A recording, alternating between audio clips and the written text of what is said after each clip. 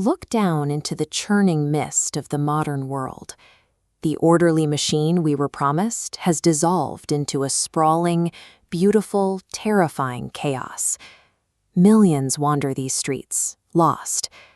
The automation intended to simplify life has instead pushed them to the margins, while those in power focus entirely on the numbers rather than the people.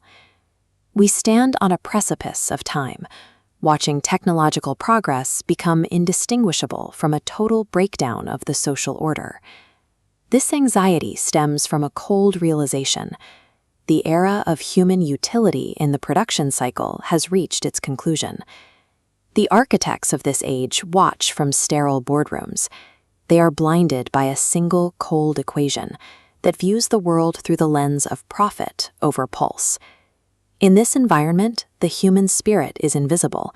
It cannot be measured in a quarterly report, so it is treated as a variable to be solved.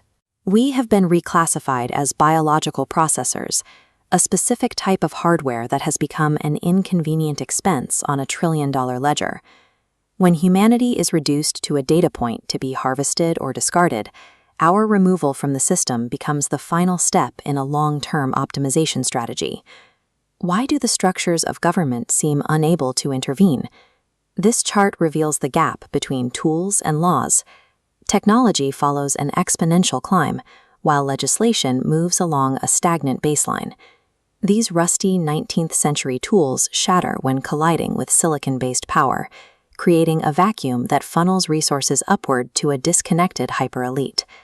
As the protective structures of the we crumble, they leave behind a culture of hyper-individualism, a world where humanity is treated as fuel for the engine of the few. To the leaders of this system, mass displacement represents a successful optimization. They have built a civilization where efficiency is the only god. In this framework, progress is measured exclusively by the removal of friction. The ultimate friction in a digital economy is the human element. Our human needs, our frequent errors, and our salaries are now classified as the primary sin against growth. A society built on the commodity of man is a house built on shifting sand. Without a human foundation, the entire structure lacks the stability required to endure its own growth. Watching these shimmering towers fracture and crumble inward feels like the end of the world for those who relied on them for survival. This chaos marks the breaking of a shell. It is the moment when the old constraints of the labor market finally give way. We are witnessing a massive extraction of the human spirit from the corporate machine. While the official term for this shift is layoff, the sociological reality is a release.